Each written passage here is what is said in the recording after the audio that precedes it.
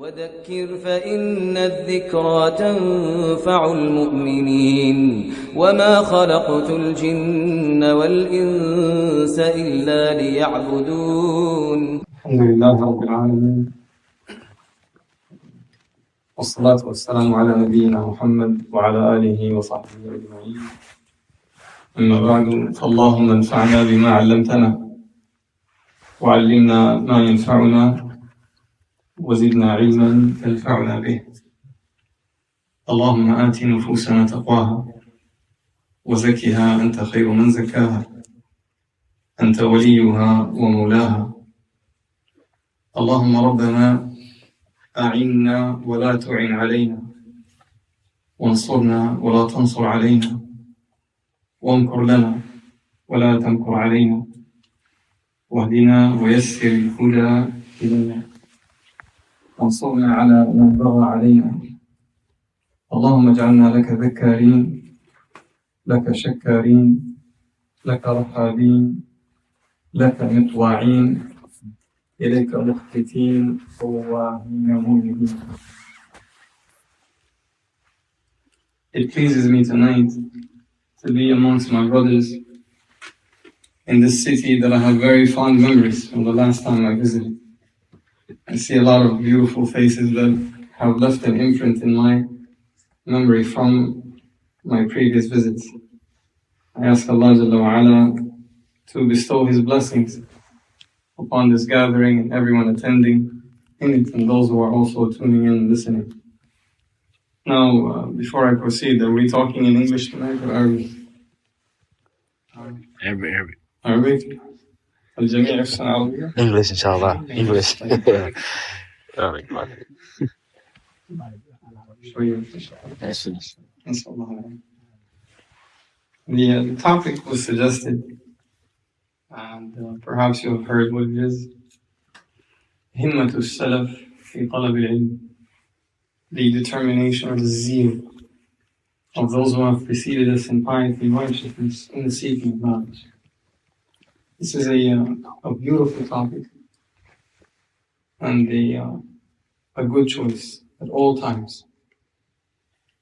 Because no matter which stage you are in the journey of seeking knowledge, this kind of topic will only add and will never decrease to what you have. Now, as an introduction before we begin talking about this, it is a point of agreement amongst all sane people that the ultimate goal in this life is what? Happiness. Everybody is seeking happiness. Muslim, non-Muslim, male, female, adult, youth. Everybody's trying to find happiness. People pursue it different ways. Some people think that happiness can be found in wealth. Some think it can be found in fame. Some have tried this way and that way. But the only true happiness is found in the obedience of Allah subhanahu wa ta'ala. Allah has made it, Jalla wa Ala, that without obedience to Him, there is no happiness. He said subhanahu wa ta'ala in the noble book, وَمَنْ أَعْرَضَ عَنْ ذِكْرِي فَإِنَّ لَهُ مَعِيشَةً ضَنْكًا وَنَحْشُرُهُ يَوْمَ الْقِيَامَةِ أَعْمَى. And whoever turns away from my dhikr, from my remembrance, from my mention, then for him is a difficult life. مَعِيشَةً ضَنْكًا. And we shall resurrect him on the day of judgment as blind. From this ayah, it is clear that Allah subhanahu wa ta'ala has kept happiness behind the gate, behind the door. And what is that door? That you must turn to the remembrance of Allah. Without the remembrance of Allah subhanahu wa ta'ala, there is no happiness. And what is meant by the remembrance here is dhikr, the revelation sent upon Muhammad sallallahu alayhi wa sallam, as found in another ayah where Allah said, إِنَّا نَحْنُ نَزَّلْنَا الذِّكْرِ. It is we that have sent down الذِّكْر. So if you turn to a dhikr, then and only then do you escape al-ma'ishat al-bank. And what is your promise? If you turn to a dhikr, Allah Azza wa Jalla said, من عمل صالحا من ذكر أو أنثى وهو مؤمن فلنحيينه حياة طيبة. Whoever performs salih, good deeds, righteous actions. من ذكر أو أنثى, be he male or female. وهو مؤمن, whilst a believer, then surely we shall grant him a good life. This is a promise from Allah for those who perform righteous deeds based upon Iman. Iman is the condition, وَهُوَ مُؤْمِن, that Allah will give them a good life. Whether you're young or old, whether you're rich or poor, whether you are from the upper classes of society or from the lower, it doesn't matter. What matters is what? عَمِلَ صَالِحٌ وَهُوَ مُؤْمِن. Then Allah said, وَلَنَجْزِيَنَّهُمْ أَجْرَهُمْ بِأَحْسَنِ مَا كَانُوا يَعْمَلُونَ. And we shall pay them their recompense, we shall give them their reward by the best of that which they used to do. The scholars of tafsir, commenting on this verse, they explain that herein are two rewards. There are what? Two rewards. The first of which is al-hayat al-tayyiba. Where is this? In this dunya, in this life, in this world. And we shall give them the reward. Where is that? In the akhirah. Happiness in this dunya and the Jannah in the akhirah. And here's a question. How can we find this path? The path of عَمِلَ صَالِحًا وَهُوَ مُؤْمِنٌ. What is the only way to find this path? The paths in life are many. This person is going this way and the other one is going that way and everybody's going their own way. How do you find that path? That Allah subhanahu wa ta'ala promised those who follow it al-hayat al-tayyiba.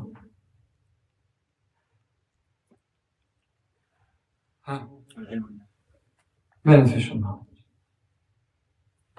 You see, without knowledge, it is impossible to find out what this path is and how to get to it. This path is explained in numerous ayat and numerous ahadith. Take, for example, the hadith known as Hadith al-Wali. In Bukhari, the Messenger sallallahu alayhi wa sallam is narrated to have said that Allah tabarak wa ta'ala said, ما تقرب إلي عبدي بأحب إلي مما افترضته عليه. Never does my slave draw nearer to me with anything more beloved to me than that which I have made obligatory upon him. ولا يزال عبدي يتقرب إلي بالنوافل حتى أحبه. And my slave shall continue drawing nearer to me with supererogatory deeds until I love him. Here Allah subhanahu wa ta'ala clarified two things. That there is something called fara'id and something called nawafil. And perhaps we know that fara'id are two categories and nawafil are also what? Two categories. Who can name them? Both categories. What types of fara'id are we looking at when we're examining this hadith?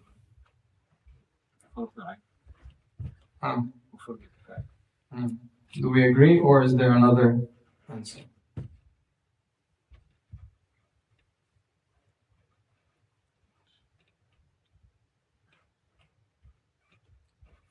فرض يتعدى إلى غير الناس وفرض يبقى مع الشخص.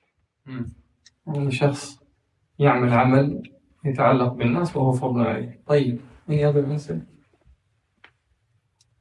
The answer I was looking for is فرائض تؤتى وفرائض تتعلق بالترك. things that you are commanded to do, and things that you're commanded to abstain from. Both of these are what? Included in مَفْتَرَضْتُهُ عَلَيْهِ, what I have made obligatory upon him. It is equally obligatory to leave off the haram, just like it is equally obligatory to perform that which is what? الفرض of Allah Azza wa Jal, wajib. For Allah Azza wa Jal has made incumbents upon. And the same thing can be said regarding an-nawafil. What am I referring to here? Follow whatever the Prophet ﷺ tell you to do and abstain from. في النوافل. If you take the hint from the first categorization, right? واجبات ومحرمات. When it comes to the nawafil, what do you have? مستحبات. أحسن. This is the answer. There are two types of nawafil, meaning supererogatory deeds, extra deeds, things that are not obligatory, such as mustahabbat, like fasting Monday and Thursday. Coming up very soon is Yom Ashura, fasting the day of Ashura. Praying extra prayers, like the Sunan, Al-Rawatib, Qiyam al-Layl, and the like. And then you have Tarkul Makruhat, leaving off and abandoning things that are disliked but not forbidden. Things that are disliked but not haram. There is a reward in that. And it's part of the worship of Allah subhanahu wa ta'ala.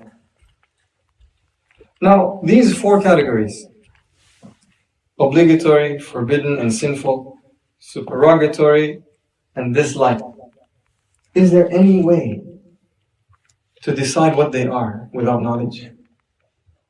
Impossible. This is why the statements of the scholars come to a consensus regarding this matter, that without knowledge there is no taqwa. They said, كيف يتقي من لا يدري ما يتقي. كيف يتقي من لا يدري ما يتقي. How could he reach taqwa, the one who doesn't know what to beware of? Taqwa means what? To be cautious, to beware of something, to protect yourself from it. How could you reach that? How could you protect yourself from that which you do not know? You have to have some knowledge of what to have taqwa regarding. Those who have preceded us, these meanings were supremely clear in their minds. Because of this, knowledge was extremely valuable to them. They understood that it's the only way to get to Jannah, it's the only way to find happiness in this life, it's the only way to obtain the pleasure of Allah and His love, it's the only way to find out what your Lord created you for. There is no way to get to any of these lofty goals in the absence of knowledge. And they also understood the opposite, that ignorance is the basis of all evil. Ignorance is the basis of all evil. قال الناظم والجهل أصل ضلال الخلق قاطبة وأصل شقوتهم ضرا وظلمهم. And ignorance is the origin of the misguidance of all creation. Anyone that's misguided, it's because of what? Ignorance, the lack of knowledge. And it is also the basis, he said, of their misery and their transgression. There's not a miserable person on the face of this earth except that their misery originates in what? Ignorance. Not a misguided person on the face of this earth except that this originates in ignorance. Not a single person who transgresses except that that transgression is born out of ignorance. And Allah subhanahu wa ta'ala has linked these two together in the description of mankind with the exception of a few. He said, إِنَّهُ كَانَ ظَلُومًا جَهُولًا. Dhulm and jahl linked together. This is why you see that they fled away from ignorance and they pursued knowledge. So tonight, inshallah, we shall take some of the examples and maybe read and ponder over some of the stories of those who have preceded us in this path to ignite that zeal in ourselves as well. It is, as the poet said, كرر علي حديثهم يا حالي فحديثهم يجلو الفؤاد الصالح. Repeat their affairs, their stories to me, O Hadi, for indeed their stories polish the rusting heart. The Hadi, here is a reference to what? What is al-Hida? Back in the days when they used to travel by camel, they would assign the job of al-Hida to someone. What is al-Hida? I'm giving a hint now. Somebody to basically sing poetry to the camels, because the camels react in which way? They go faster. The poet is basically saying, I'm like that too. You tell me their stories, you're going to find that I move faster. Indeed, their stories polish the rusting heart. The first of the stories I want to mention is one found in Al-Quran. Perhaps many of us today specifically have read it. The story of Musa alayhi salatu wasalam and Al-Khadir. This story has great significance for a number of reasons. One of those reasons is the character in this story, and that is Musa alayhi salatu wasalam. Number one, he's a prophet. Number two, a messenger. Number three, mukallam. Allah Azza spoke to him, so this means he has an extremely high rank with Allah. Number four, he is considered from Ulul Azm min ar-Rusul. The five highest ranking of all the prophets and messengers, Musa alayhi salatu wasalam is from them. In addition to the many virtues of Musa alayhi salatu wasalam found in the Quran and the Sunnah. This man, what kind of knowledge does he have? لا. الغيب عند الله. Correct? What revelation he gets through that man? Okay. طيب, my question, rephrased, is what's his level in knowledge? Higher than Musa. Higher than Musa. Musa, what's his level in knowledge? He's high, he's a Nabi. Nabi. طيب, very high. How high? Extremely high. You don't reach a level like that with Allah subhanahu wa ta'ala unless you have what? Extremely high level of knowledge. Did he suffice and say, I have enough now? No. In fact, in his story, as narrated in Bukhari, when he was asked by someone present after he gave a talk, who is the most knowledgeable person on the face of the earth? He said, I am. Allah Azza wa Jalla revealed to him that there is a slave of mine who is more knowledgeable than you. And it was as if Allah subhanahu wa ta'ala was admonishing him because he did not say what? Allahu A'lam. So Allah led him to Al-Khadir, with the description being that Al-Khadir has knowledge that you do not have. There is a narration in the Sunnah of Rasulullah sallallahu alayhi wa sallam that Musa alayhi salatu wasalam asked Allah how to become the most knowledgeable of people. And Allah Azza wa Jal revealed to him, the most knowledgeable of people is the one who gathers the knowledge of others to himself. And this is a key, by the way. We should all memorize this. You want to be the most knowledgeable of people, gather the knowledge of others to yourself. So learn from this person what he has, and from that person what he has, and from this person what he has, and then you will have gathered more than all of them because you've combined what they have.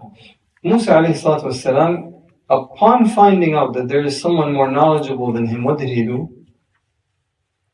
He asked Allah how to get to him.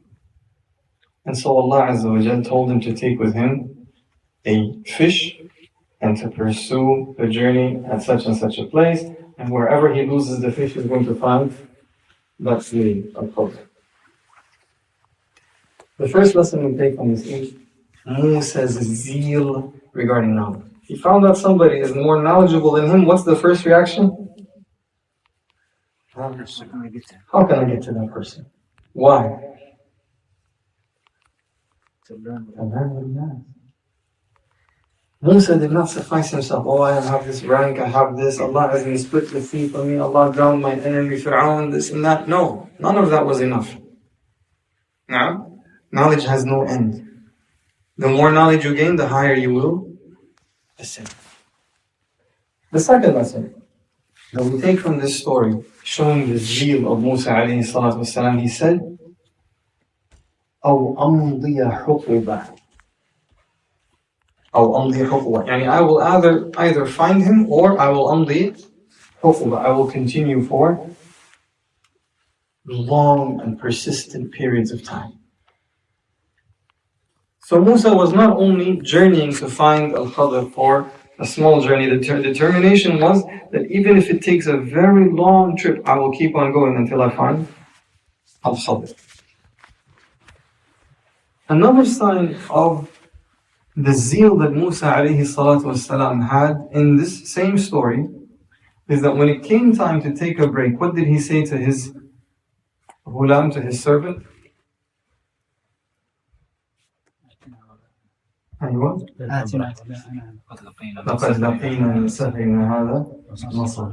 Indeed, we have faced difficulty from this journey of ours. So clearly, Musa alayhi salatu wasalam journeyed to the point that he faced difficulty. All of this for the sake of what? Knowledge. And when he found Al-Khadr, Al-Khadr warned him that he's not going to be patient. But Musa alayhi salatu wasalam was not dissuaded. He said what? فَتَجِدُنِي إِنْ شَاءَ اللَّهُ صَابِرًا. You will find me by the permission of Allah, insha'Allah, patient. And I understand there's going to be difficulties up ahead, but I'm ready for it. This is the kind of determination that we take from the story of this great messenger of Allah, Tabarak wa Ta'ala, sallallahu alayhi wa ala nabiyyina wa sallam. And then the story continues showing how Musa went through all these difficult situations with Al-Khadr until he finally parted ways with him. And the lack of patience here is also a lesson, because Musa only walked away with what? 3 lessons.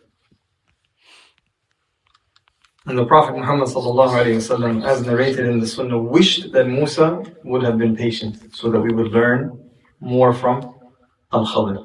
So this shows us that patience is the key from the keys of gaining knowledge. The next story I want to mention,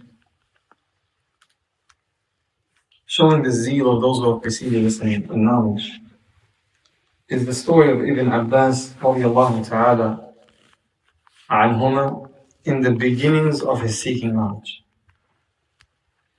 When the Messenger sallallahu alayhi wa sallam died, Ibn Abbas was what? A youth. Younger than many of those present here today, if not all. He said to one of his companions, "Come on, let's go and ask the companions of Rasulullah." What does this phrase mean? Ask the companions of Rasulullah? Seek knowledge. Ask them questions about the deen so we can extract the knowledge. This is the key to extracting knowledge. Abdullah ibn Abbas was asked, how did you gain so much knowledge? Later on in his life, when he became immensely knowledgeable and famous for his scholarship, he was asked, how did you gain this knowledge? And he said, what? بِلِسَانٍ سَؤُولٍ وَقَلْبٍ عَقُولٍ. I had a tongue that was used to asking many questions, and a heart that was used to retaining the answers. So he said to his companion, let's go and ask the companions of Rasulullah sallallahu alayhi wa sallam. What did his companion say to him? He said, وَعَجَبًا لَكَ يَا ابْنَ عَبَّاسِ. Wondrous is your affair, O son of Al-Abbas. You think people are going to need you while the companions are prevalent? He's thinking Ibn Abbas is seeking knowledge because he's preparing himself that one day people are going to need his knowledge, right? So he said to him, wondrous is your affair. This is a strange thing. Why would you do that? Ibn Abbas said, فَتَرَكْتُ ذَلِكَ. So I ignored that advice. This advice from his companion, from his friend, he ignored it. What did he do? وَأَقْبَلَ عَلَى أَصْحَابِ النَّبِي صلى الله عليه وسلم. And he continued to go to the companions of Rasulullah sallallahu alayhi wasallam and ask them. He said, I used to go to a man, from the companions, to ask him, and I would find him taking a nap. And he would come to the door, he would ask, where's Fulan? And they would tell him, Fulan is napping. He said, and I would make my rida into a wisada, and I would recline in front of his door, lay down. Ready for what? For the long haul. And whenever he comes out, he comes out. I'm lying down here. Let the man rest. He didn't say wake him up. What would be wrong if you did that? It's not from the mannerisms of the seeker of knowledge. So out of respect for those who have knowledge, he would do that. He said, to the point that sometimes I would find that the winds cover me with sand. He would wait that long. He said, and he would come out and find me right there. And he would not alert the people while I'm waiting for him, to bother him, to rush him, nothing. He would just stay quiet and he would wait outside. And he would come out and find me that way. And some of them would say in another narration, oh, cousin of Rasulullah, should you not have sent someone to fetch me? And out of the respect they have for his status in the deen, for his lineage and his closeness to Rasulullah sallallahu alaihi wasallam, they would offer that offer. And what would he respond and say? Al-ilmu ahaqqu an yu'ta ilayh. Knowledge has more right that I come to it. My lineage is lesser than knowledge. Knowledge is higher.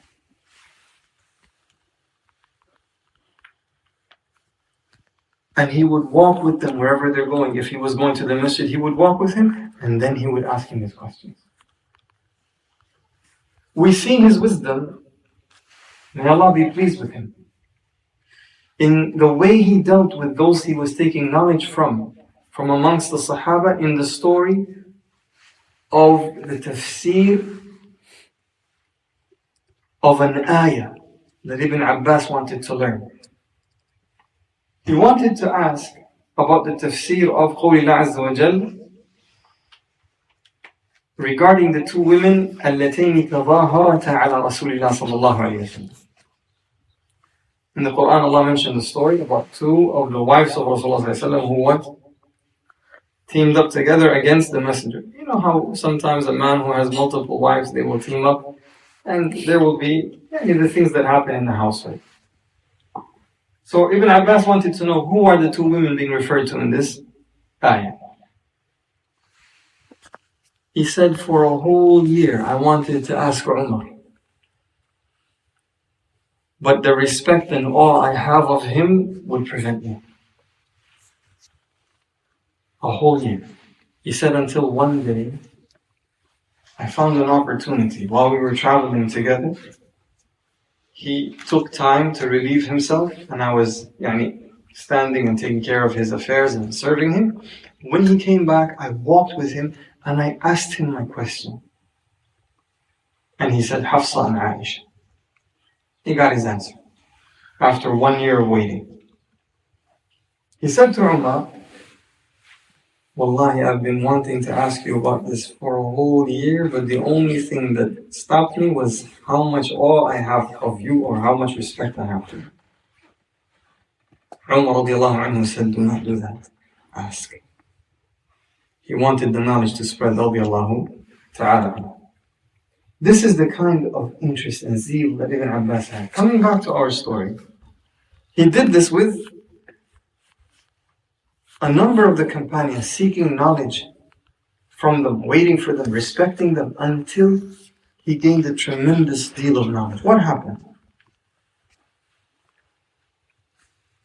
He said that man, referring to his companion in the time of youth, saw me later on in life when people started needing me. They both lived long enough for Ibn Abbas to become a scholar and that man to see it. He said, قد ذهب أصحاب رسول الله صلى الله عليه وسلم وقد احتاج الناس إليه. The companions of Rasulullah were gone, they passed away, and people now needed me. He said, so he started saying, أنت كنت أحق مني. You were more correct than I was. This is a story that contains many lessons for us, showing the zeal that we should have regarding the matter of knowledge. Another story that is of the same meaning and caliber is the story of Jabir ibn Abdullah, radiallahu ta'ala anhuma, the famous companion. He said, he heard that one of the companions of Rasulullah had a particular hadith, a hadith that he himself had not heard.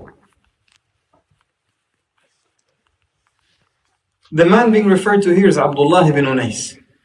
And Abdullah ibn Unais was where? In Sham, the Levant. The areas known today as Syria, Jordan, Palestine. And Jabir was where? In Medina. He said, so I purchased a ride.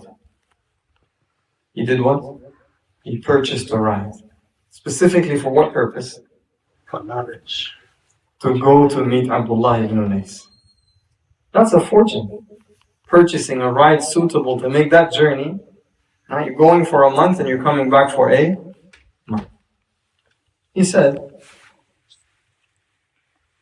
so I put together my belongings on top of it and I traveled for a month until I arrived in Hisham. So I sent him a message, and Abdullah ibn Unais, that Jabir is at the door. The person came back and said, Jabir ibn Abdullah? I said, yes. He said, Abdullah ibn Unais came out to me and he hugged me. This is the brotherhood that they had, radiallahu ta'ala anhu. So I said to him, there's a hadith that I heard that you are narrating on the authority of Rasulullah sallallahu alayhi wasallam. He didn't say to him, how are you doing? It's been a long time. How's the family? The first thing that came out of his mouth is what? This hadith. And then he said, explaining why he's rushing and he's not taking any chances. He said, خَشِيتُ أَنْ أَمُوتَ أَوْ تَمُوتَ. I was afraid that you will die or I will die. Now, I want to highlight a point here, ikhwan, something for us to think about. Jabir did not have no knowledge of this hadith. He heard it. He heard it while he was in Medina. But he heard it from who? From Abdullah ibn Unais? No. He heard it from who? From someone narrating on behalf of Abdullah ibn Unais. So all Jabir was trying to get was not the hadith itself. He was just trying to get to what? To the source. السند العالي أن يعلو بالإسناد درجة. To go just one level higher in the chain of narration. This was worth buying a ride and traveling to Sham for a month. And subhanAllah, ikhwan, sometimes when we think about our affair today, it's really something to ponder. We don't have to ride for a month for one hadith. Sometimes all you gotta do is just drive around the block to the masjid or to a brother's house. And instead of hearing one hadith, you might hear 10 or 20 in a single gathering. Sometimes you don't even have to ride nowhere. You keep your eyes open long enough and turn on the correct channel on the Telegram method or so on and so forth, and you will hear what you need to hear. These kinds of narrations, they help us put things in perspective. And so that we don't get too big in our own eyes. Sometimes we see our effort and we compare our efforts to other people and we get Yani this idea that mashallah I'm doing great compared to other people. If this happens and you feel like you're doing really great and it starts to get to your head, remember them and how they were. And then start to tell yourself, I didn't even scratch the surface yet. I need to put more effort to get to the path that they were upon. So Abdullah ibn Unais immediately narrated the hadith to him. He said, I heard the Messenger, the Prophet ﷺ saying, يحشر الله العباد أو الناس عراة غرلا بهما. Allah will resurrect mankind for the gathering naked, uncircumcised, and empty-handed. قلنا ما بهما? Companions, they asked the Messenger, what is the meaning of buhman? He said, ليس معهم شيء. They have nothing with them. This is the description of the people after the resurrection. Ay ikhwan, we're going to be empty-handed. There's nothing with us. Any belonging that you have in this dunya is not going to come with you on the day of judgment. فيناديهم بصوت يسمعه من بعد أحسبه قال كما يسمعه من قرب. He said, I think he said, he will call upon them, yani the people standing after the resurrection, with a voice that will be heard by those close, just as it will be heard by those who are far. This is from the descriptions of the voice of Allah subhanahu wa ta'ala. The distance does not weaken it. Does that make sense? Clear? The voice of Allah subhanahu wa ta'ala is not weakened by distance, meaning those who are at the farthest point will hear it just as clearly as those who are at the nearest point. Ana al-Malik. He will call upon them and he will say, I am the king. لا ينبغي لأحد من أهل الجنة يدخل الجنة وأحد من أهل النار يطلبه بمظلمة. It is not befitting for any of the people of Jannah to enter Jannah whilst any of the people of the hellfire is transgressed by him. Meaning that in the dunya there was transgression. The person who's going to Jannah had transgressed that person who is going to the hellfire. They will not enter until this is resolved. He will not enter Jannah until this is what? Resolved. And this is a reminder for us, ikhwan, regarding the affair of what? Of dhulm, transgression. That Allah subhanahu wa ta'ala will hold us to account for transgressing against people. So the resolution is now, while we still have time, that we fix what is between us and the creation. ولا ينبغي لأحد من أهل النار يدخل النار وأحد من أهل الجنة يطلبه بمظلمة. And it is not befitting for any of the people of the hellfire to enter the hellfire whilst any of the people of Jannah are oppressed by them. Meaning that person will have to repay before they go to the hellfire for the oppression they committed in this dunya. قلت, the قائل here is Jabir ibn Abdullah, كيف وإنما نأتي الله عراة بهما. How? If we're going to come to Allah Azza wa Jal naked and empty-handed, how? He said, بالحسنات والسيئات. With good deeds and bad deeds. Is this clear? And if a person transgressed against another, the only currency available on that day to settle the score is going to be what?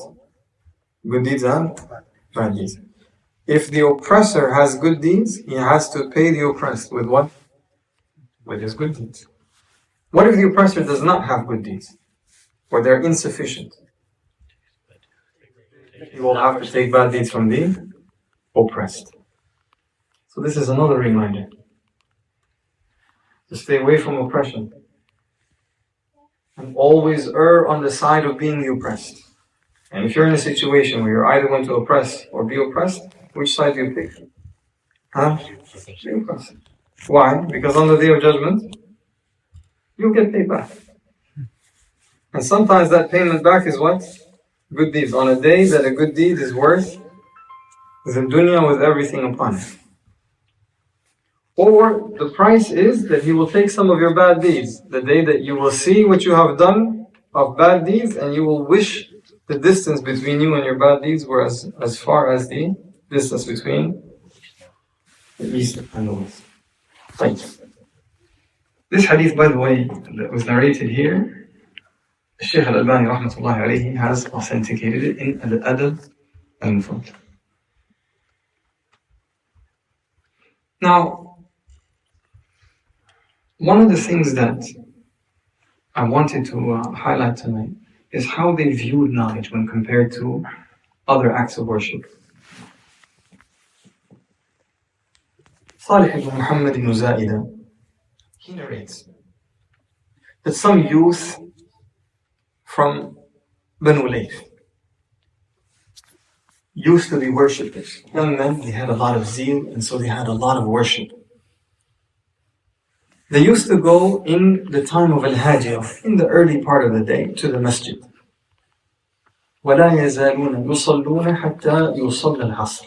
And they would start praying and keep praying all the way until Asr. Yani supererogatory prayers, one after the next, until they pray Dhuhr. After Dhuhr, supererogatory prayers all the way until what? They pray Asr, and then they stop. So Salih, the one who's narrating the story, he says, I said to Sa'id ibn Jubayr. Who is Sa'id ibn Jubayr? One of the Tabi'een, one of the great scholars of the Tabi'een, and the student of Abdullah ibn Abbas. He said to him, showing how impressed he was, هذه هي العبادة. This is truly what worship is. لو نقوى على ما يقوى عليه هؤلاء الفتيان. If only we were as strong as these youth. What did Sa'id ibn Jubayr say? The scholar. He said, ما هذه العبادة? This is not worship, in truth. ولكن العبادة التفقه في الدين والتفقه في أمر الله. Rather, true worship is to seek the knowledge of the religion and to ponder the affair of Allah Ta'ala. Muhammad ibn Sirin, rahimahullah ta'ala, also from the Tabi'een, he said, إِنَّ هَذَا الْعِلْمَ دِينَ. إِنَّ هَذَا الْعِلْمَ دِينَ. This knowledge is religion. We should understand this statement as an indication of the fact that the seeking of knowledge is itself an act of worship. فَانْظُرُوا عَمَّنْ تَأْخُذُونَ. And if that's the case, consider carefully who it is you will take it from. Yahya ibn Abi Kathir, he narrates, he said, it was said to Sufyan al-Thawri, how long will you continue the seeking of hadith?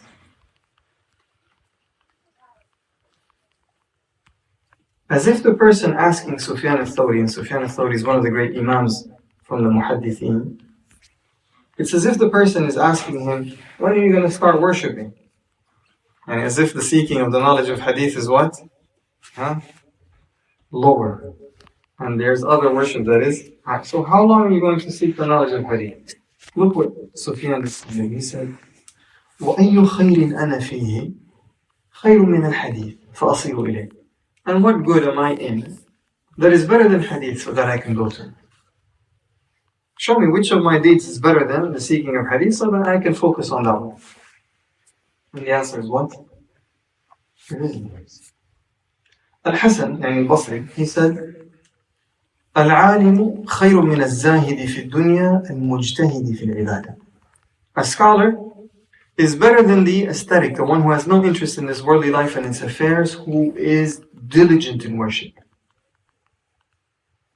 The Prophet ﷺ said, explaining this meaning, فضل العالم على العابد كفضلي على أدناكم. The virtue of a scholar over a worshipper, and the difference between them, is like my difference compared to the lowest from among you. Speaking to his companions. This is the difference. You may wonder why. How come the worshipper is perhaps fasting every day and praying the night prayers and, giving the sadaqah and so on and so forth.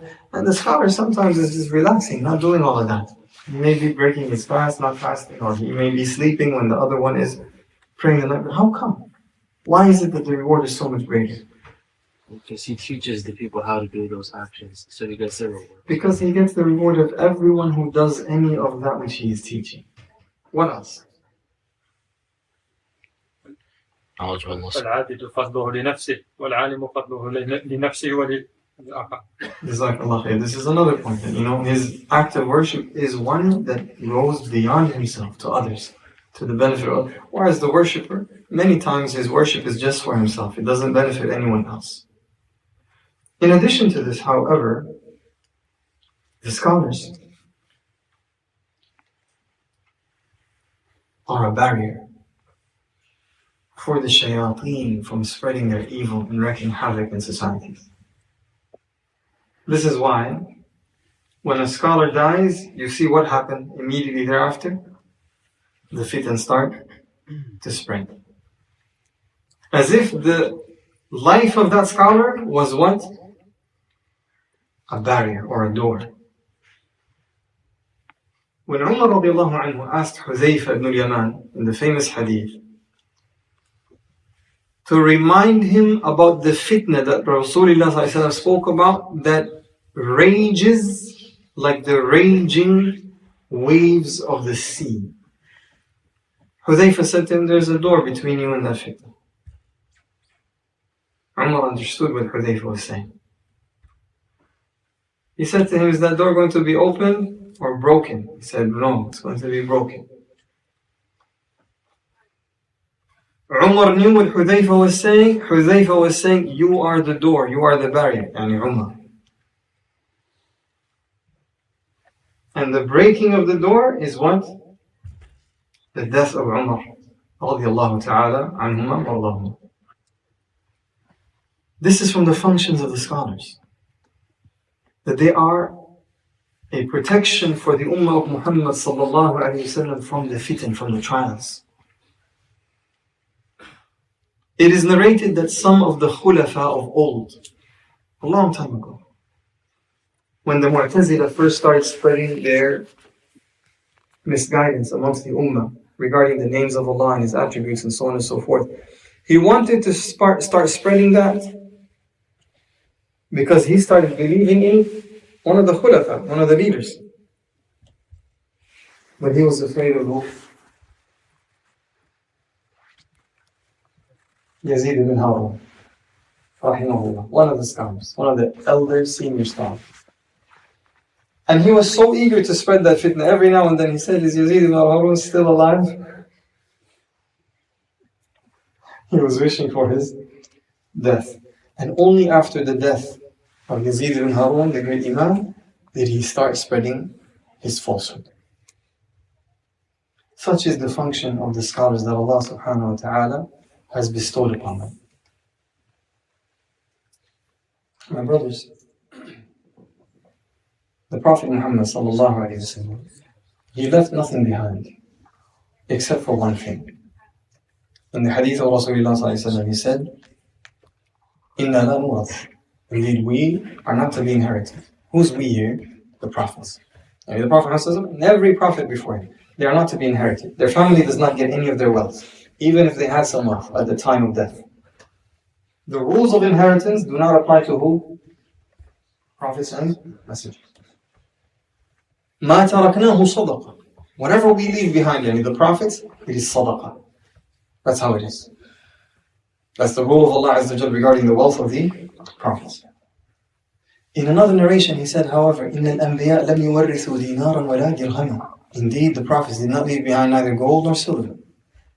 وَإِنَّمَا وَرَّثُوا الْعِلْمَ. Rather, the only thing they have left behind is knowledge. فَمَنْ أَخَذَ بِهِ أَخَذَ بِحَظٍ وَافِرٍ. So whoever takes it, that knowledge, he has taken a great deal of good fortune. A great deal of good fortune. This knowledge that we are talking about tonight, this is the inheritance of the Prophet Muhammad sallallahu alaihi wasallam. This is what the people before us craved to preserve and protect. When Yahya alayhi salatu wassalam, he prayed to Allah Azza wa Jal. When Zakaria alayhi salatu wassalam, he prayed to Allah Azza wa Jal before Allah granted him Yahya. What was part of his dua related to what I just mentioned right now? He said, هَبْ لِي مِنْ لَدُنْكَ وَلِيًّا يَرِثُنِي. Grant me from you a wali, an ally, a close relative who will inherit me. Now we understood regarding the Prophet's inheritance. So what is he referring to here? referring to knowledge. This was the zeal of the prophets and messengers. This was their care and their concern. The knowledge not be lost, that the knowledge remain, that the knowledge continue to guide generations to come. Ibrahim alayhi salatu wasalam, when he made dua for himself, for his son Ismail, and for his progeny to come, he said what? وَابْعَثْ فِيهِمْ رَسُولًا مِنْهُمْ يَتْلُو عَلَيْهِمْ آيَاتِهِ وَيُعَلِّمُهُمْ مِنْ كِتَابِ الْحِكْمَةِ. He prayed to Allah Azza wa Jalla that Allah send a messenger amongst his children, from amongst themselves, to do what? To recite upon them the verses of Allah and teach them the book and the wisdom. This is what concerns the prophets and the messengers. This knowledge. Not to prolong this too much, maybe I will just mention a few last examples that we can ponder over, and then I want to finish by mentioning a few pointers. From the examples of the keenness of those before us on knowledge, it is mentioned that Imam al-Bukhari, rahimahullah ta'ala, he would go to bed at night, but he would keep a lantern next to him, and a writing instrument, and something to write upon. Why is that? Just in case a benefit popped into his head that he had never previously recorded, he would be able to record it.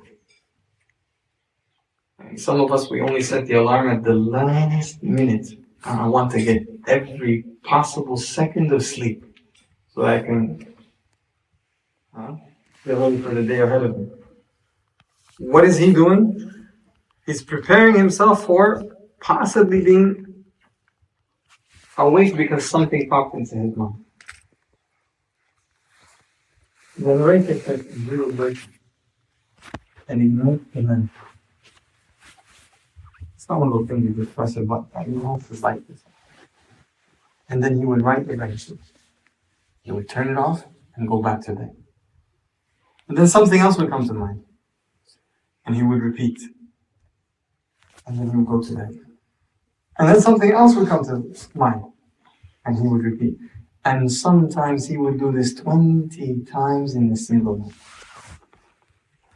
What was on their minds? What was keeping them up at night? It was knowledge.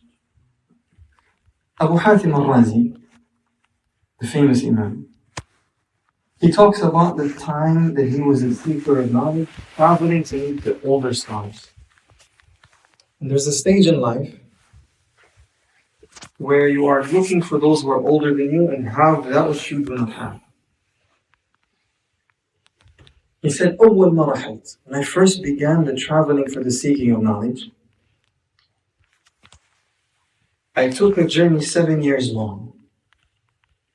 And I walked on my 2 feet more than 1,000 farsakh.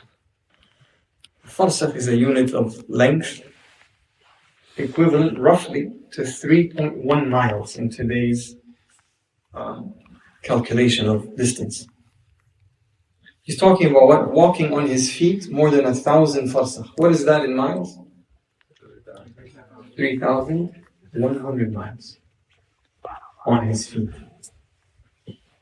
He said when he reached 1,000 farsakh, he said, I stopped counting. He didn't stop traveling. He stopped what? Counting. He said, I left Al-Bahrain to Egypt walking. Al-Bahrain on the east coast of the Arabian Peninsula to Egypt on the east coast of Africa. He walked a continent, or part of a continent, a peninsula. For what? For knowledge. And he mentioned the rest of his journeys. Abu al-Walid al-Badi, may Allah have mercy upon him, in the beginning of his journey, and when he first came to Al-Andalus, Spain, he was very needy and poor.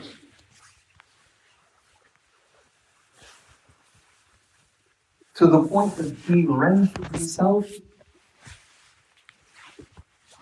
as a security guard over a particular path. in Baghdad.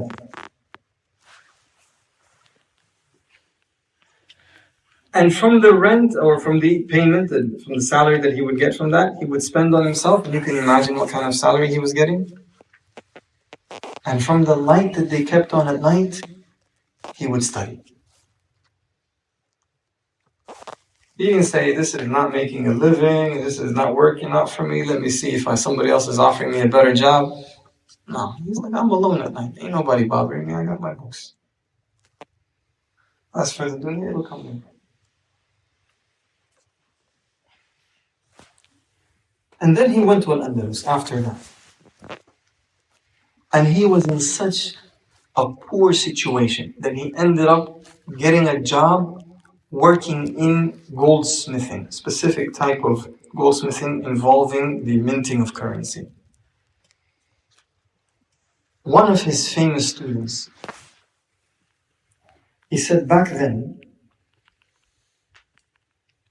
he used to come out to us and teach us, and when it's time for class, and you could see the effects of work on his hands. And his hands would be dirty, just like an ironsmith.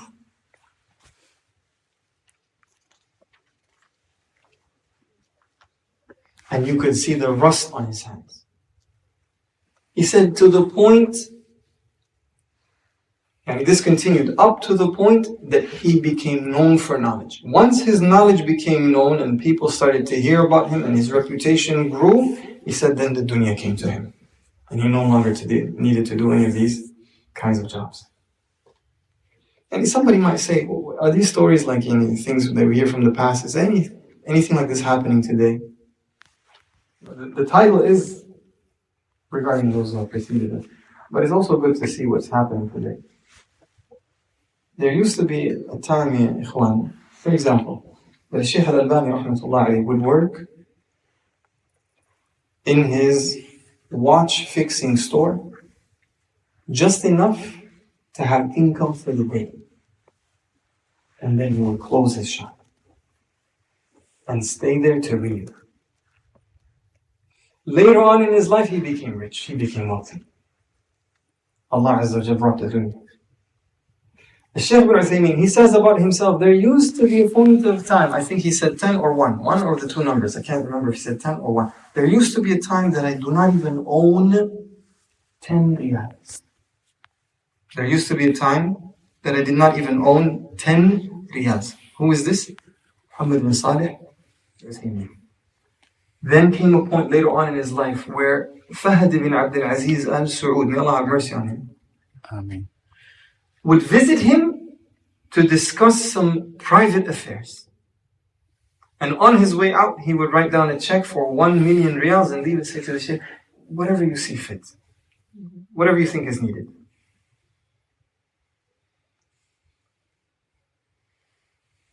This path, ya ikhwan, is a path that requires sacrifice. But the reward of it begins in this life and ends where? When you enter Jannah. It requires patience, as we've seen in some of these examples. Patience, sometimes in the face of poverty, sometimes in the face of hunger, sometimes in the face of your own desires. If I remember correctly, Ibn Abi Hatim, talking about his journey in the seeking of knowledge, he talked about a time when one of the classes was cancelled. So on the way back, they have a little extra time, they saw a fish. And they'd just been eating vegetables. So they're like, this looks good. So they took him and the other students. By the time they got home, they realized it's time for the next class. It's just class after class, all day. So they're like, leave it now, let's go. So they went. 3 days passed, and they could not find a moment for that fish. Until they started getting worried that this fish is going to go bad. So they ate it raw. They ate it raw. Patience in the face of obstacles. Sometimes obstacles will crop up. You think the shaitan is not going to leave you alone? If you start the path of seeking knowledge, it's going to happen. But you have to be patient.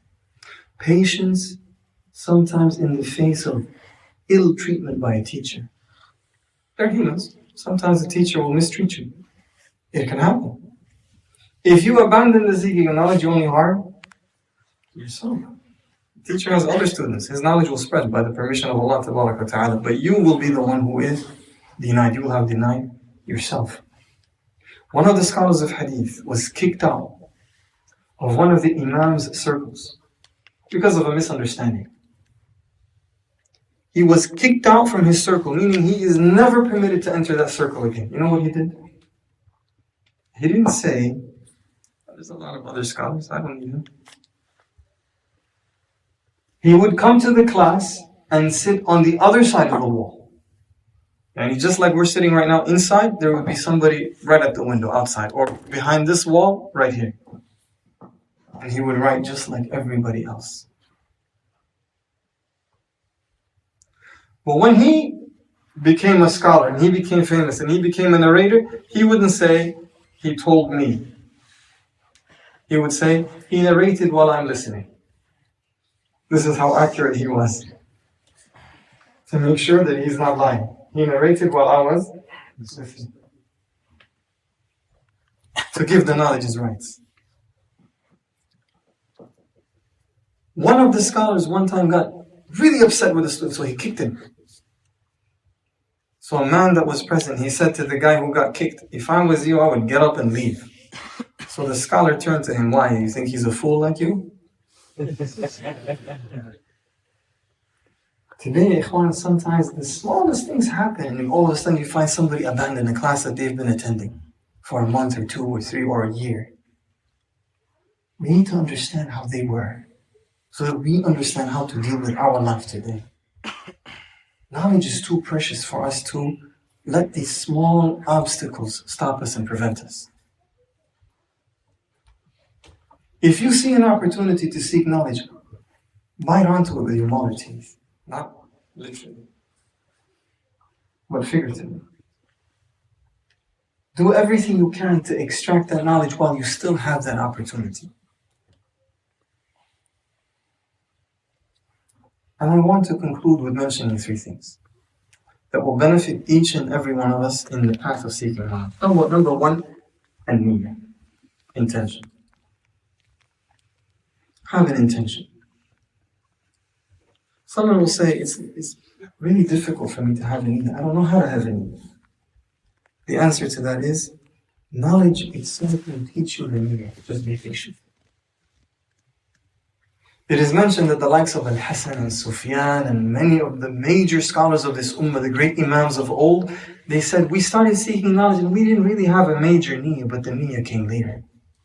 Some of them said, we sought knowledge for other than Allah, but the knowledge refused to be except for Allah.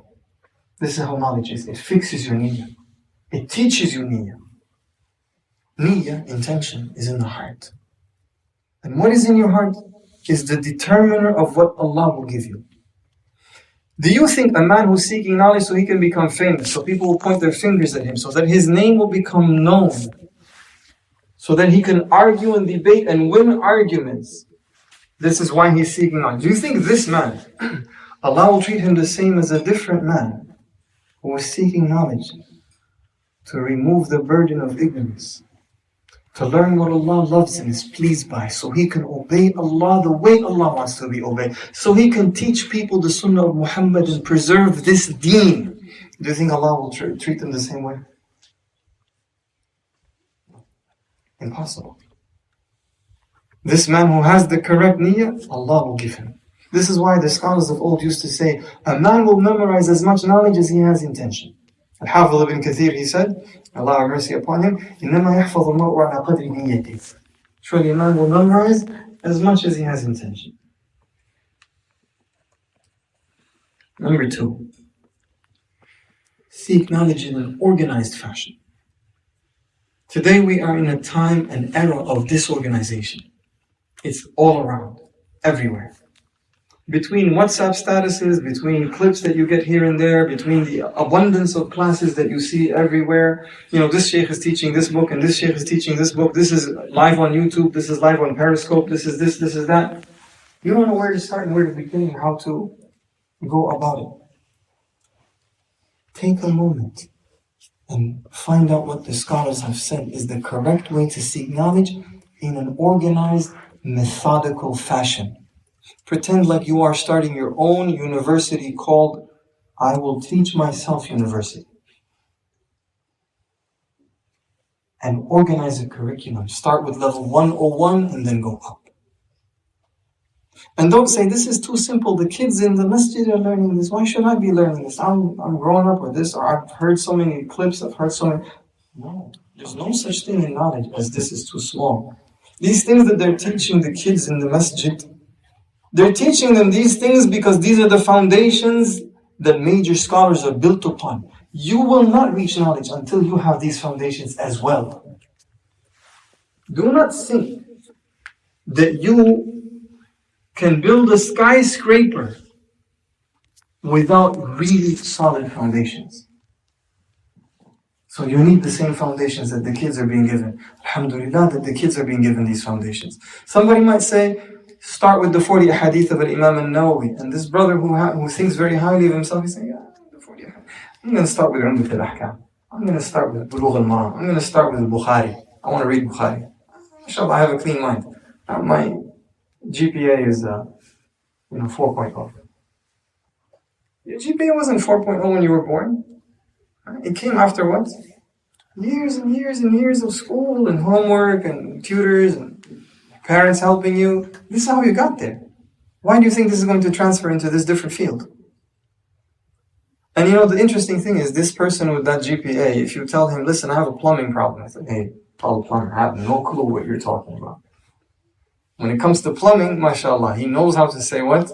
La a'lam. But sometimes this word escapes us when it comes to the religion. We should say it. La a'lam, I don't know how. And figure out how from the scholars. This is number 2. To seek knowledge in an organized and methodical way. Number 3. This is a path that is lifelong. This is a lifelong path. Meaning there's not a point where you say, okay, this is good enough. I'm set. I'm going to seek knowledge until I get to X, Y, and Z, and then I'm good after that. It doesn't work that way. Knowledge is an ocean that has no shore. Once you start sailing in that ocean, be prepared to keep sailing to the end of your life. Those who have understood this before us, they embodied that. The story of Musa that we began tonight with shows what? Clearly that this is the case. Knowledge has no end. Another story is what Abdullah ibn Mas'ud said, radiallahu ta'ala. He said, if I knew a man existed who knew more about an ayah from the Quran than I did, that could be reached on the back of a camel, I would get on a camel and go to him. Abdullah ibn Mas'ud is saying, if I knew of the existence of any individual who has more knowledge of any ayah of the Quran than I do, you would find me traveling to this man if he's reachable on the back of a camel. Such should be our situation. That we continue seeking knowledge even after we gain a lot of knowledge. Because once you stop seeking knowledge, what happens? Ignorance. Once a man says, I have become knowledgeable, you know that he has become what? Ignorant. In fact, the process is as follows. When you first start seeking knowledge, you think you're knowledgeable. This is called what? Abu Shibr. The first handstand. Then as he continues gaining knowledge, if Allah saves him from that first phase, because a lot of people, once they think they're knowledgeable, they fall on their heads. If Allah saves you from that, you keep seeking knowledge and you get to Shibrain, 2 handspans, you start to say, I know a little. I know little. My knowledge is limited. And if Allah bestows upon you to keep seeking knowledge and keep gaining, and you get to the 3rd phase, you start saying, I know nothing. I know nothing.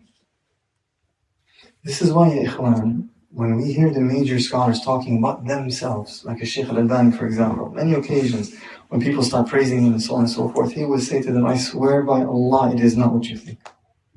And how you think of me and how you view me is one whole different ballgame from how I view myself and how I believe it should be. On many occasions, he said, what? I'm nothing but a small seeker of knowledge. A small seeker of knowledge. And he wasn't saying it to pretend like he's humble. He's saying it because this is the reality that he's living in. This is the effect of knowledge. It humbles you. It teaches you the potential of what you do not know. In the story of Musa and Al-Khadir, when they were on the ship or about to embark on the ship, Al-Khadir took a moment to teach Musa a lesson. This is the fourth mas'ala that actually Musa gave. A bird pecked into the sea, into the water, and took a drop. Al-Khadir took advantage of this. He said to Musa, did you see what that bird took?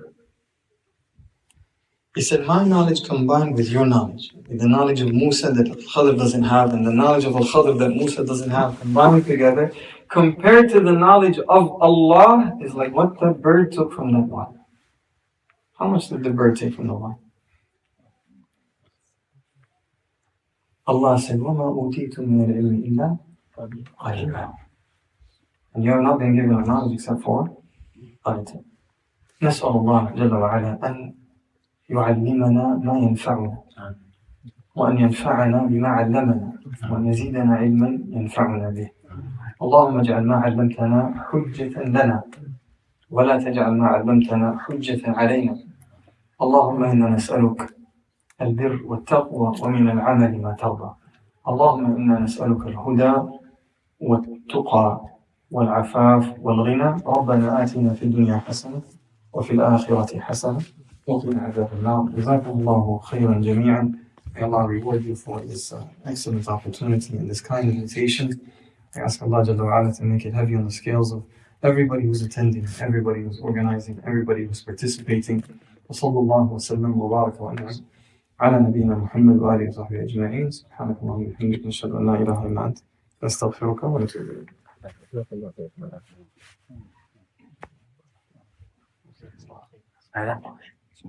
تأخذ أسئلة؟ لا بس إذا كان في أسئلة. إذا كان في أسئلة تتعلق بالموضوع. إذا كان في topic. Yeah. تفضل. نعم. The question is, some occasions, some people who have knowledge here, they choose not to teach harshly. They say, I will not teach. You know, they have ilm with them. Or the other people, they don't have ilm as much as they do. And then another occasion is that the person wants to teach, but the students don't come. So what is the like? طيب الحمد لله والصلاة والسلام على نبينا محمد. Both questions are important. Sometimes you see situations in which a person has knowledge clearly, whether it happens to be a small amount of knowledge or a lot of knowledge, and they don't want to teach. What is the advice? And then the second question is, what about The person who's ready to teach, but the students they don't come. a person who wants to teach but the people are not coming to take advantage? The first one can be a number of things. It can be somebody who, for example, has learned al-qawa'id al-arba'ah, and that's the extent of his knowledge. So he has what? A limited amount of knowledge. And it can be somebody who has gone through the intermediary and the advanced books of Aqidah and books of Hadith and Fiqh and so on and so forth, and he has gained a lot of benefit, but he doesn't want to teach. We say to both of them, تذكر, remember, قول النبي صلى الله عليه وسلم بلغوا عني ولو آية. Deliver from me even if a single آية. If you have mastered, if you have thoroughly understood even just the Qawa'id al-Arba'ah, teach it. If the extent of your knowledge is al-Qawa'id al-Arba'ah, teach that. Even if you find no other student except for your 7-year-old daughter or your wife to study with you, teach. Because zakatul ilmi, the zakah that you owe for knowledge is to spend from it. You owe that to Allah subhanahu wa ta'ala. The Sahaba radiallahu anhum, they would hear Quran from Rasulullah, they would go home immediately and they would want to teach it.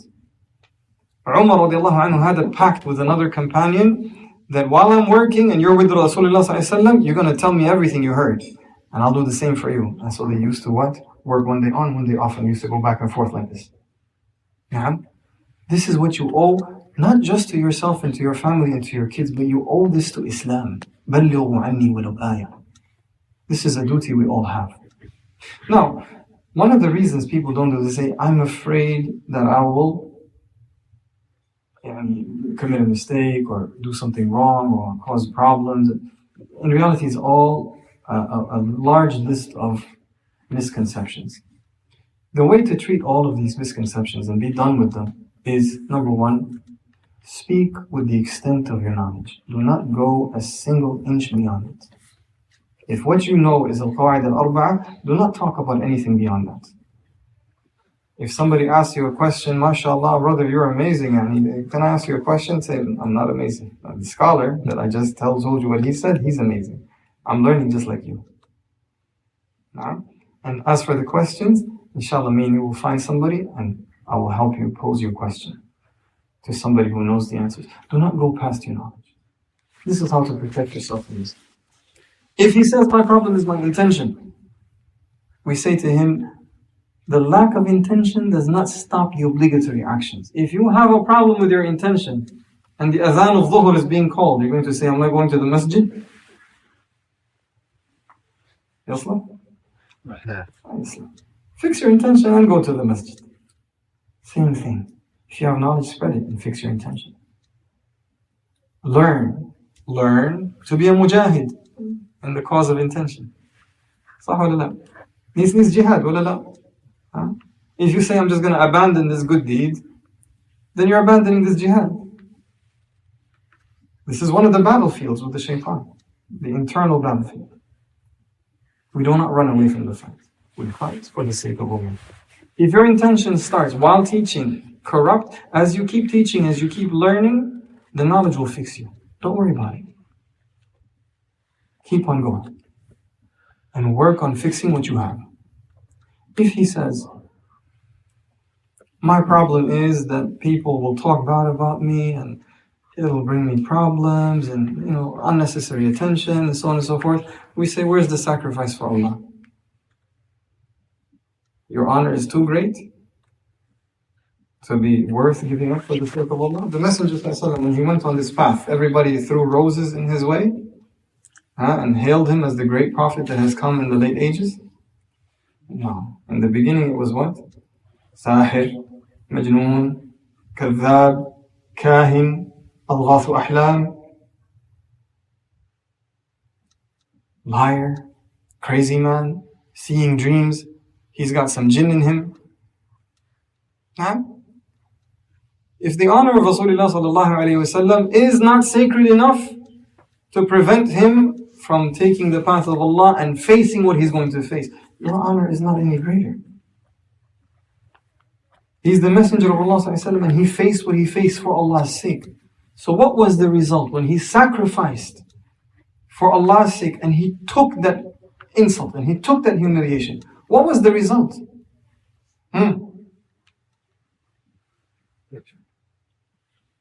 What kind of victory? When more than 1,000 mi'dhanas all around the globe, the name of Muhammad ﷺ is being glorified every single day, no less than 5 times. Ashhadu anna Muhammadan Rasulullah. Allah raised his mention. وَرَفَعْنَا لَكَ ذِكْرًا. Same thing. If you have that problem, you're worried about this, and people are going to talk about you and so on and so forth, استعن بالله ولا تعجز. Seek the help of Allah Azza wa Jalla and do not be in a state of inability. And know that Allah Azza wa Jalla will aid you and support you if He sees truthfulness from you. Any excuse that a person who has knowledge has to not share it is just that. It's just an excuse. Share to the extent possible. If your circumstances limit you, do what you can. If the circumstances allow, expand what you have and expand your options. Does that answer the first question? No. The second question. Somebody wants to teach, but nobody's coming. This, ya ikhwan, is a phase that every teacher goes through. Some of the scholars has termed it the test phase. A number of scholars have actually gone through this, and a number of scholars have talked about it and explained that this is just a test phase. Allah's testing. Do you think Shaykh Muqbil ibn Hadi al-Wadi, rahmatullahi alayhi, who thousands have gone through his school and graduated to become scholars, and those scholars have generated others, do you think that on the first day he gave a khutbah, he had a full masjid? Huh? What do you think, ikhwan? Who thinks he had a full masjid first day? Who thinks that he had a half full masjid? Or was it that he just had the first row? Huh? What do you think is the correct answer, ikhwan? This is the first row? He had two people. There was two brothers in the masjid. And the Shaykh was on the minbar saying, Ya ayyuhan nasu attaqu rabbakum.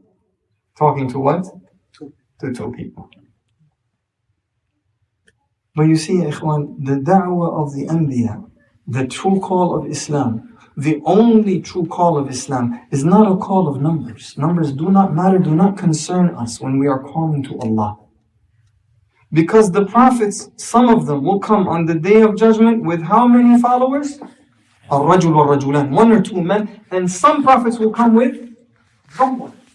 Does that diminish their rank or reduce their status or put into question their knowledge and its authenticity? They're still prophets, and what they came with is the revelation of Allah Tabaraka wa Ta'ala. So be patient. Make your knowledge available. Whatever it is that you have, make it available. Even if the only person that wants to take it is one, maybe Allah will put blessings into this one. One of the modern day scholars, today alive and teaching, and his classes are attended by thousands. There used to be a time, and I saw this with my own eyes, where the number of people sitting in his class in Riyadh would not even measure up to the number of people in this room. In fact, he himself tells about himself that there used to be a time he had one student. But the Shaykh said this one student who became a scholar. That one guy who persevered when everybody else left the class, he ended up becoming a scholar. And he actually wrote a poem discussing the meanings in that story that he was telling. Very beneficial for those of you who are interested. I'll tell you inshallah afterwards. Does that answer your questions? بارك الله فيك. بارك الله فيك. لا عندك سؤال؟ تفضل. لا. ذكرنا أن العلماء حاجز بين الناس وبين الفتن. هل يستدل لهذا بقوله صلى الله عليه وسلم النجوم أمنة على السماء فإذا ذهبت النجوم أتى السماء ما يوعد وأنا أمنة على أصحابي فإذا ذهبت أتى أصحابي ما يوعدون. Allahu A'lam, there is an indication, a hint of that meaning in the hadith. The end of the hadith, and this is perhaps ممكن الشاهد أصحابي أمنة بأمتي فإذا ذهب أصحابي فإنما يقتدون. And my companions are a safeguard, a protection for my ummah, and if my companions are gone, my ummah will face what it has been promised. There is definitely an indication, a hint towards that meaning in that narration, but there are other indications of that same meaning. And we have narrations from the scholars of old that used to say, the scholars, they see the fitan while the fitan are approaching. And everybody sees the fitan while the fitan are departing. The fitan come, and everything is lush and green, and they leave a scorched earth behind. After the scorched earth, everybody can see there was a fitna. This was a fitna. No good came from this. Look, destruction all around. Everybody can see it. But the scholars see when it's what? When it's coming. Allah subhanahu wa ta'ala, in numerous places in the Quran, He indicates to us to take the affairs to the people of knowledge. فَاسْأَلُوا أَهْلَ الذِّكْرِ إِن كُنتُمْ لَا تَعْلَمُونَ إِذَا جَاءَهُمْ أَمْرٌ مِّنَ الْأَمْنِ أَوِ الْخَوْفِ أَذَاعُوا بِهِ وَلَوْ رَدُّوهُ إِلَى أُولِي الْأَمْرِ لَعَلِمَهُ الَّذِينَ يَسْتَنبِطُونَ. Many ayat. Many indications in the text of the Quran and the Sunnah teaching us to take the affairs back to the scholars for this reason. That they will be the ones to talk regarding the big affairs and help the Ummah steer its way out of danger. One of the ways that we understand this concept as well is by looking at the biographies of some of the scholars and how in their times certain fitan popped their heads up, and because the scholar decided to deal with it a certain way, he ended up what? Squashing it. A very famous example of this is Shaykh al-Islam ibn Taymiyyah, rahmatullah alayhi, who, when certain people started spreading certain fitan in his time, he would author a book responding to that fitna. And he would entirely squash it. To the point that some of these people who started these major fitan became unknown in history. And their madhab has no existence. To give you an example, his refutation against al-Ikhna'i or al-Bakri. Anyone knows these two people? Do you know what they were upon? No. It was squashed. But the books are still there, if you want to know. His refutation is still there. His knowledge, Allah Azza wa Jalla kept it and left it behind for us to benefit from. Does that answer your question? Maybe one more Go ahead. question. Adding on to Brother Abu Mus'ab, what he said, sometimes the classes are a little far for some of the brothers. They can't make it, or it's far for them. They find it too long for them to come. Mm-hmm. So an encouragement, because really the Friday classes are a lot less than this. Mm-hmm. And but when there's a lecture, they come. Mm-hmm. People come, and there's way more, perhaps more people who are on Telegram. But encouragement to the brothers who are sitting here to come to the regular classes and for them to benefit from the books that are being taught, perhaps. No, this is a good point, right? Let's say the distance is far. That means that the reward is going to be what? That also means that you are included in the hadith of Rasulullah sallallahu alayhi wa sallam, when he said, whoever takes a path upon which he is aiming to seek knowledge, Allah will make easy for him a path to Al-Jannah. من سلك طريقا يلتمس فيه علما سهل الله له به طريقا إلى الجنة. These paths that you take, going to seek knowledge, this is what Allah Azza wa Jal rewards you for by easing your path to Jannah. The path to Jannah, is it an easy path by default? Hi, ikhwan. No, right? What's our proof of this? Hufat al-Jannah al-Makari. Jannah is surrounded by things that are disliked, things that go against your nature sometimes. And for example, when you're being told to wake up for Fajr, and that pillow feels really soft, or the person laying down next to you is somebody you don't want to get up from next to. Do you really want to get up from the bed and go and, engage in your wudu, and it's cold outside, oh my God, minus 20 degrees, and so on and so forth, and go to the masjid? This is something what? Disliked, correct? So the path to Jannah has these disliked things in it. If you find a shortcut given by Rasulullah that will make that difficulty easier, you should definitely what? Take it. Another benefit is you get to see your brothers. We are not living amongst our brothers. If you notice, when you're going to work, coming back from work, going to school, come back from school, going to this place, going shopping, so on and so forth, how many brothers do you bump into?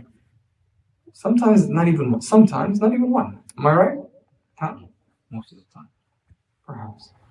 If that's the case, make some time to see your brothers, to connect, so you can again feel like you are connected and one and united. This also doesn't leave room for the shaitan to sow the seeds of discord. And one of the things the shaitan does when he sees a gathering like this is what? Right now, if the shaitan was outside and he was asked, what do you want to do to this gathering? What would he say? Break it up. Break it up, right? And make them all Separate. and enemies to one another. Sahih? One of the ways we prevent the plotting of the shaitan and we stop these plans is by continuing to be united. The Sahaba of Rasulullah would sometimes gather in front of the Messenger ﷺ, or even if he's not there, and the gathering would be so tight-knit, the Sahabi narrating the hadith would describe it as so close that if a single sheet was thrown, it would cover all of us. That's how close they would sit to one another. You see, the closeness of the bodies also generates what? The closeness of the hearts. This is why we're told in the Salah to do what? Taras. Touch each other. Shoulders to the shoulders and the feet to the feet. So, this is the second reason. To establish that brotherhood, to make that connection, to make it happen. The third reason, and I'm going to finish with this, to make a habit of seeking knowledge. A lot of us, we tell ourselves, when a sheikh comes, I'm going to be there every time. And when this happens, I'm going to do such and such. And when so-and-so comes to visit Virginia, I'm going to be there every class. And when I get a chance to go to Medina, I'm going to go to all of the Sheikh Abdul Muhsin's classes in Al-Haram, and so on and so forth. We tell ourselves all kinds of nice stories. If you don't build that habit right now, while you have a chance to, what makes you think that you will be able to build it when the going gets rough?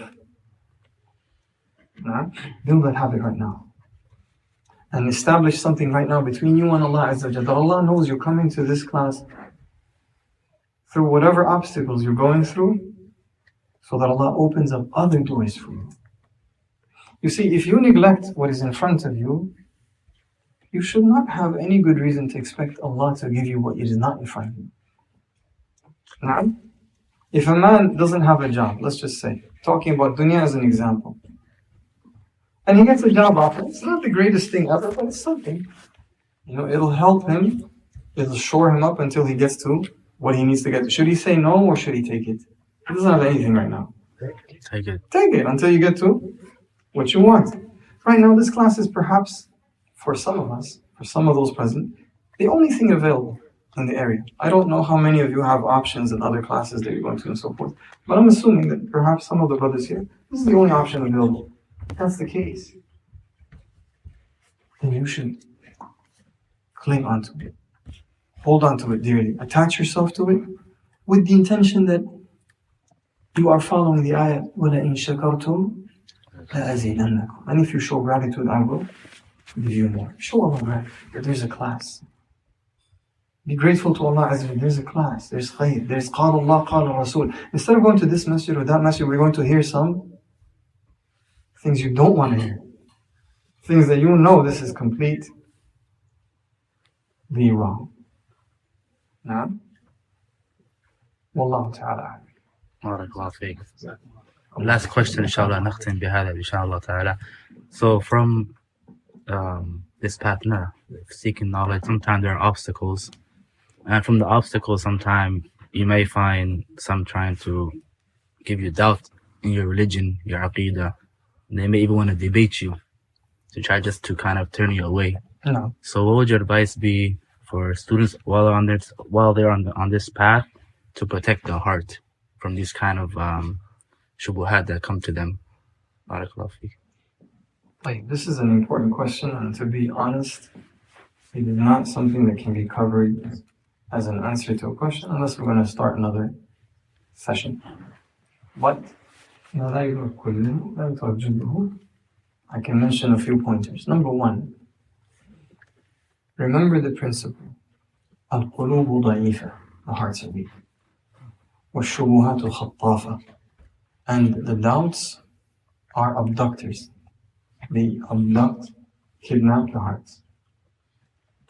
So, to the extent possible, protect your heart from shubuhat.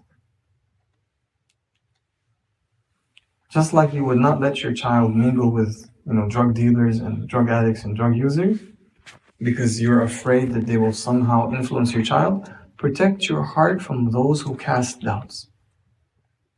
And from the biggest of those who cast doubts today is YouTube, and all those on it. Now, this device that many of us carry in our pockets, while it can be used for good, unfortunately, It is tooled and designed and set up to be used primarily for evil and misguidance.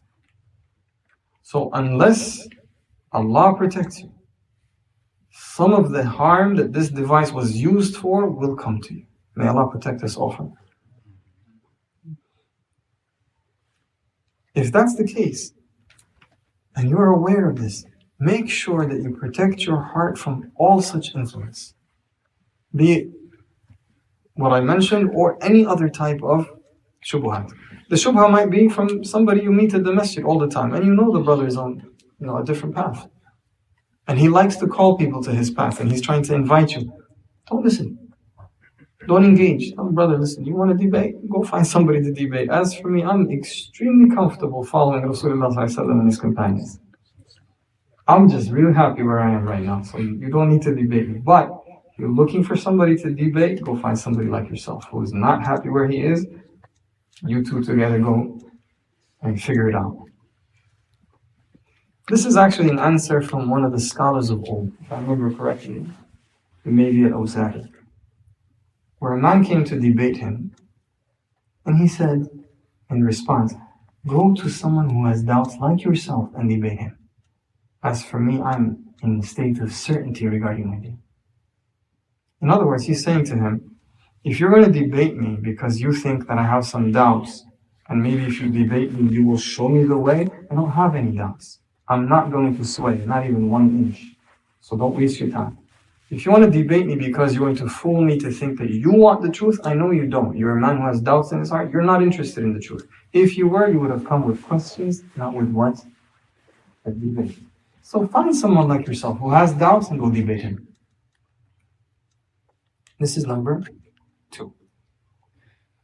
Number 3.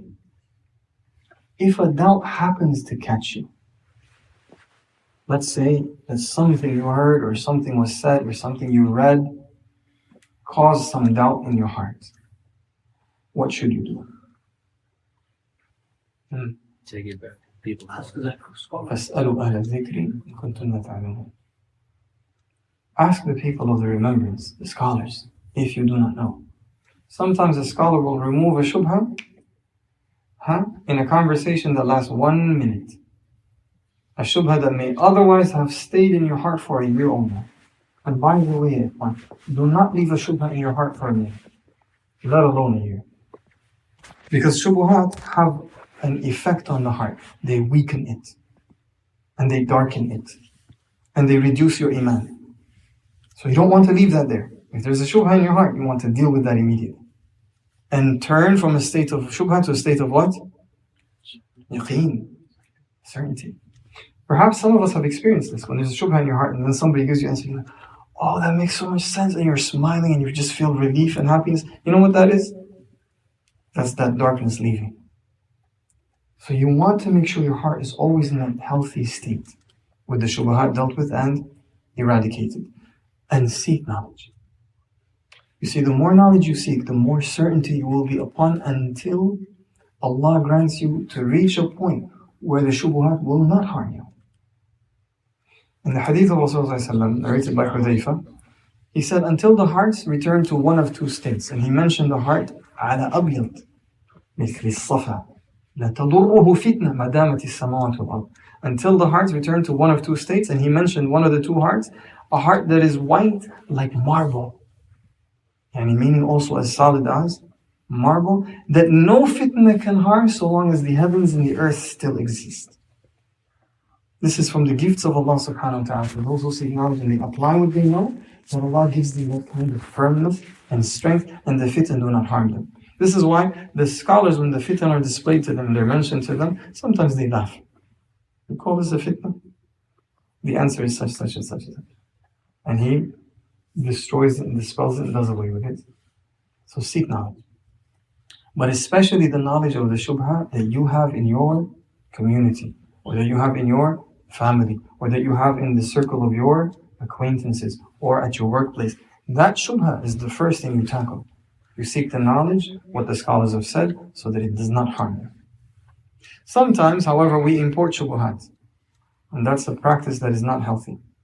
Where a shubha is raised, for example, in another country, let's say Saudi Arabia, for example. Not that it's a place of shubha, obviously, it's a place of knowledge. But let's just say that that's where the shubha originated. So somebody imports it. He says, by the way, such and such is being debated over in Saudi Arabia. And so said this, but so said this, and so, and it's a difference of opinion. Why import that? Instead of importing the knowledge, and Saudi Arabia is pumping out knowledge day and night, you're importing a shubha? Do you understand what I'm saying, ikhwan? Is this clear? This is not healthy. This does not make you knowledgeable. This does not make you on top of current events. This does not make you well acquainted. This does not mean that you're a student of knowledge who's keeping abreast of every book that's being published. No, this just means that you have no clue how to fix your heart. That's all that means. This is why in times like this, when people are importing shubuhat and problems into communities, the scholars always advise, they say what? Busy yourself with knowledge. Busy yourself with knowledge. Because that's what eradicates the shubuhat. And that's the only path that we can deal with the shubuhat. Does that answer your question? جزاكم الله خيرا. الله يبارك فيك. صلى الله عليكم جميعا. سبحانك اللهم وبحمدك اشهد ان لا اله الا انت استغفرك واتوب اليك.